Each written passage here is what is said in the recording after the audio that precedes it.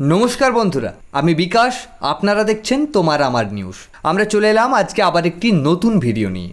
আমাদের আজকের বিশেষ প্রতিবেদন প্রথম বিশ্বযুদ্ধের এক বিস্মিত অধ্যায় আবার নতুন করে ইতিহাসে ফিরে এসেছে। ভারতীয় সেনার বীর গাথা যা এতদিন আড়ালেই ছিল, সেটিকে ইসরায়েল অন্তর্ভুক্ত করেছে তাদের স্কুলের ইতিহাস বইতে। হ্যাঁ, ঠিকই শুনছেন, ব্রিটিশ বাহিনী নয়, হাইফা শহরকে মুক্ত করেছিলেন ভারতীয় ঘোড়সাওয়ার বাহিনী। এই নিয়ে ইসরায়েলে শুরু হয়েছে এক নতুন আলোচনা। আসুন জেনে নিই কিভাবে ভারতীয় সেনারা এই অসম যুদ্ধে ইতিহাস রচনা করেছিলেন।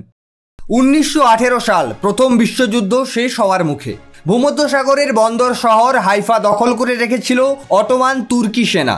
উপরে পাহাড়ি দুর্গ, সামনে মেশিন গান আর কামান, সব মিলিয়ে প্রায় এক অজেয় ঘাঁটি। সেখানেই ইতিহাস তৈরি করে ভারতীয় সেনার ঘোড়সাওয়ার বাহিনী।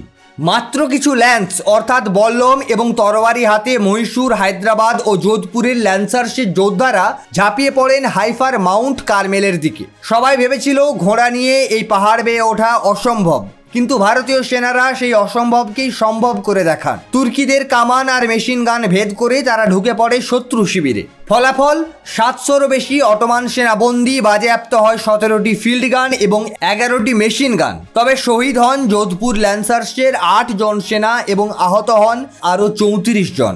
এই যুদ্ধে অসামান্য বীরত্ব দেখানোর জন্য ক্যাপ্টেন আমান সিংহ বাহাদুর ও দফাদার জোর সিংহকে দেওয়া হয়েছিল ইন্ডিয়ান অর্ডার অফ মেরিট।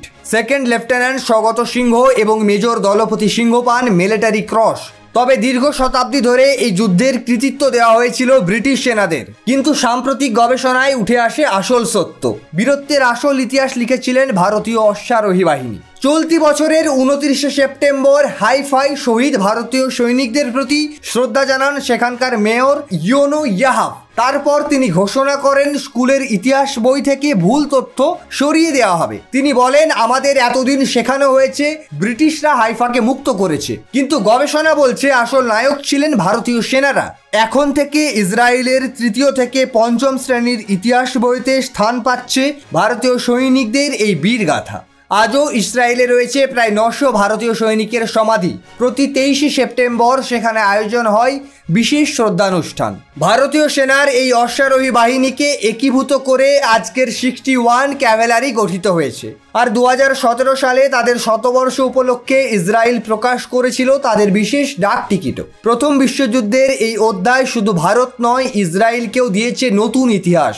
আজ যখন দুই দেশের সম্পর্ক ক্রমশ আরও ঘনিষ্ঠ হচ্ছে, তখন এই সিদ্ধান্তের তাৎপর্য আরও গভীর।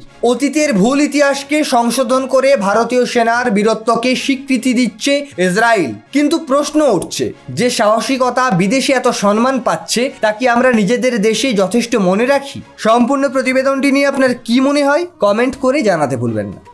আমরা আগামীকাল আসছি আবার একটি নতুন ভিডিও নিয়ে। ততক্ষণ পর্যন্ত ভালো থাকুন, সুস্থ থাকুন।